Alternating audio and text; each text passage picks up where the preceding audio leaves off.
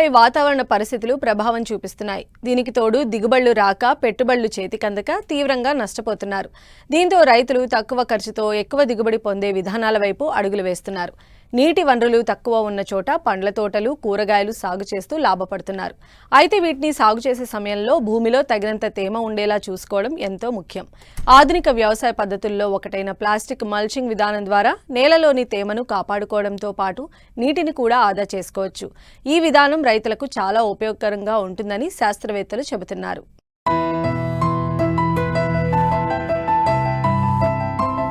పెరుగుతున్న ఉష్ణోగ్రతల కారణంగా మొక్కలకు సరైన నీటి తడులు అందక వడలిపోతున్నాయి. ఈ పరిస్థితుల్లో అందుబాటులో ఉన్న నీటిని సమర్థవంతంగా ఉపయోగించి పంటలను సాగు చేసేందుకు మల్చింగ్ విధానం ఎంతగానో తోడ్పడుతుంది. దీనివలన తేమ ఆవిరైపోకుండా మొక్క చుట్టూ ఎక్కువ కాలం ఉంటుంది. ఉష్ణోగ్రత వ్యత్యాసాల వలన నేల భౌతిక స్థితి దెబ్బతినకుండా ఉంటుంది. నేలలోని సారాన్ని కాపాడటంలో ఈ మల్చింగ్ ప్రధాన పాత్ర వహిస్తుంది. పంటలు సాగు చేయని కాలంలో సారవంతమైన మట్టిని కప్పి ఉంచుతుంది. మొక్కల మధ్య మల్చింగ్ పదార్థాలు ఉండడం వలన కలుపును బాగా నియంత్రిస్తుంది. దీనివలన పోషకాలన్నీ పంట తీసుకునేందుకు వీలుంటుంది. నత్రజని స్థిరీకరణ జరుగుతుంది. నేలలో పోషకాల స్థాయి కూడా సహజ సిద్ధంగా పెరుగుతుంది. ఈ మల్చింగ్ విధానాన్ని దీర్ఘకాలంగా చేస్తే పంటల్లో గణనీయమైన పెరుగుదలతో పాటు చీడపీడలను సమర్థవంతంగా తట్టుకునే శక్తి పెరుగుతుంది. అంతేకాకుండా పంటల ఉత్పాదనలో కూడా మెరుగుదల కనిపిస్తుందని తెలియజేస్తున్నారు జమ్మికుంట కృషి విజ్ఞాన కేంద్రం శాస్త్రవేత్త వేణుగోపాల్. ప్రస్తుతం పెరుగుతున్న వాతావరణ ఉష్ణోగ్రతల దృష్ట్యా రైతులందరూ కూడా ఉద్యాన పంటల రైతులందరూ కూడా ఇప్పుడు ఈ సమయంలో నారు నాటుకునేటప్పుడు గుర్తుంచుకోవాల్సిన విషయాలు ముఖ్యంగా మల్చింగ్ పద్ధతి. ఎందుకంటే పెరుగుతున్న వాతావరణ ఉష్ణోగ్రతల వల్ల మనం పెట్టుకున్న నారు అటువంటిది ఎక్కువ బాష్పోత్సకానికి గురయ్యి మొక్క వల్లిపోయే అవకాశం ఉంటుంది. కాబట్టి ఆ యొక్క మొక్క దగ్గర వాతావరణాన్ని, ఆ యొక్క సూక్ష్మ వాతావరణాన్ని మనము చల్లబరచడం కొరకు మల్చింగ్ పద్ధతిని ఎంచుకోవాలి. ముఖ్యంగా మనకు పాతకాలంలో వచ్చేసి మనకు ఎక్కువగా వరి పొట్టు, మనకు వరిగడ్డి, అలాగే రాలిపోయిన ఆకులు, కొన్ని గులకరాళ్ళు, మనకు పల్లిపొట్టు, ఈ విధంగా కొన్ని పద్ధతులు పాటించి మనకు ఆ యొక్క మొక్క యొక్క కింది భాగాన్ని కప్పి ఉంచేవారు. మొక్క చుట్టూరా మనకు ఏదైనా పద్ధతిని కప్పి ఉంచడం మనం మల్చింగ్ అంటాము.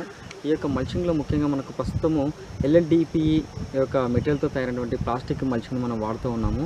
ఈ యొక్క ప్లాస్టిక్ మల్చింగ్ ఏంటంటే ఎక్కువగా మనకు మన్నికైనటువంటిది, అలాగే గాలిని ఎటుకుండా పోనివ్వకుండా ఉంచే అవకాశం ఉంటుంది. అదేవిధంగా మనకు ఇది ఉష్ణోగ్రత తట్టుకొని మొక్కకు ఎలాంటి హాని చేయకుండా ఉండే అవకాశం ఉంటుంది. కాబట్టి ఈ యొక్క ప్లాస్టిక్ మల్చింగ్ ఎక్కువగా మంది రైతులు ఉపయోగించడం జరుగుతూ ఉంది.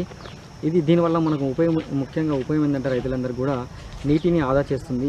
మినిమం ఒక 80% నీటిని ఆదా చేస్తుంది. అదేవిధంగా కలుపు సమస్యను ఎక్కువగా మనకు మల్చింగ్ వేయడం కారణం ఏంటంటే కలుపు సమస్య ఎక్కువ ఉంటుంది. కాబట్టి రైతులందరూ కూడా ఈ యొక్క మల్చింగ్ వేయడం వల్ల మనకు ఒక 30 నుంచి 50% వరకు మనకు ఈ యొక్క కలుపు సమస్య నుంచి మనం అధిగమించవచ్చును. అదేవిధంగా దీని ద్వారా మనకు వేసినటువంటి ఎరువులు కూడా మొక్కకు అందే అవకాశం ఉంటుంది. అదేవిధంగా మొక్క చుట్టూరా ఉన్నటువంటి వాతావరణం అంటే ఆ యొక్క ఉష్ణోగ్రత అనేది క్రమబద్ధీకరించబడుతుంది. అదేవిధంగా ఈ యొక్క మల్చింగ్ వల్ల ఆ యొక్క మొక్క దగ్గర ఉన్నటువంటి సూక్ష్మ పీడలు కానీ సూక్ష్మజీవులు ఏవైతే మనకు హానికరంగా ఉంటాయో అవన్నీ కూడా ఉండే అవకాశం ఉండదు. కాబట్టి ఈ యొక్క మల్చింగ్ వేసుకోవడం వల్ల మన రైతులందరికీ కూడా ముందుగానే మనకు చాలా రకాలుగా మనకు మొక్కకు మేలు చేసిన వాళ్ళం అవుతాము. ఈ మల్చింగ్ వేసుకునే ముందు కూడా మనకు మల్లు తయారు చేసుకుంటాము. అంటే మనకు ఎత్తైన మల్లు తయారు చేసుకుని దానిపైన మన డ్రిప్ పద్ధతిలో డ్రిప్పులను పరచుకోవడం జరుగుతూ ఉంటుంది. కాబట్టి మనకు ఎత్తు మల్లు చేయడం జరుగుతుంది. కాబట్టి ఈ యొక్క మట్టి అనేది బాగా లూజ్గా ఉండడం వల్ల కూడా మనకు పెట్టిన నారు అనేది కూడా బాగా లోతుగా పెరిగి వేర్లు ఎక్కువగా పెరిగి మనకు పైన కొమ్మలన్నీ కూడా ఎక్కువ రావడం వల్ల మనకు అధిక దిగుబడి పొందే అవకాశం ఉంటుంది. ప్లాస్టిక్ మల్చింగ్ వేసేటప్పుడు ఖచ్చితంగా రైతులందరూ కూడా ఉదయం పూట కానీ సాయంత్రం పూట కానీ వేయాల్సిన అవసరం ఉంటుంది. ఎక్కువగా మనకు ఎక్కువ గాలి లేని సమయంలో, అదేవిధంగా అధిక ఉష్ణోగ్రతలు అంటే మధ్యాహ్నం పూట అధిక ఉష్ణోగ్రత ఉండడం వల్ల కూడా ప్లాస్టిక్ మల్చింగ్ కొన్నిసార్లు సాగే అవకాశం కూడా ఉంటుంది. కాబట్టి ఆ సమయం కూడా అవాయిడ్ చేయాల్సిన అవసరం ఉంటుంది. అదేవిధంగా రైతులందరూ కూడా ఈ యొక్క ప్లాస్టిక్ మల్చింగ్ వేసేటప్పుడు బెడ్ పైన ఎప్పుడైతే వేస్తామో చుట్టూరంగా కూడా సైడ్స్ అన్నీ కూడా మనము ఒక 7-8 సెంటీమీటర్ల మట్టితో కప్పి ఉంచడం వల్ల ఈ యొక్క మల్చింగ్ ఎగిరిపోకుండా ఉండే అవకాశం ఉంటుంది. మల్చింగ్ వేసుకునే ముందు ఖచ్చితంగా రైతులందరూ కూడా ఈ యొక్క భూమిని దుక్కిని సరిగా చేసుకోవాలి. లేదంటే మనం మల్చింగ్ వేసినప్పుడు అక్కడక్కడ రాళ్ళు ఉండడం వల్ల కూడా చినిగిపోయే అవకాశం ఉంటుంది. కాబట్టి ఇది ఒకటి గమనించుకోవాలి. ముఖ్యంగా మల్చింగ్ మనకు కూరగాయలు తీసుకుంటే మనకు 20 నుంచి 35 మైక్రాన్ల మందమైనటువంటి మల్చింగ్ షీట్ మనం వాడుతూ ఉంటాము. అదేవిధంగా పండ్ల తోటలో అయితే మనకు 50 నుంచి 100 మైక్రాన్ల ఉన్నటువంటి ఈ యొక్క మల్చింగ్ షీట్ మనము దానికి కావాల్సిన తీరులో మనం వాడుకోవడం జరుగుతూ ఉంటుంది. మనకు మార్కెట్లో వచ్చేసి 3 ఫీట్లు, 4 ఫీట్లు, 5 ఫీట్ల మల్చింగ్ షీట్లు మనకు అందుబాటులో ఉన్నాయి.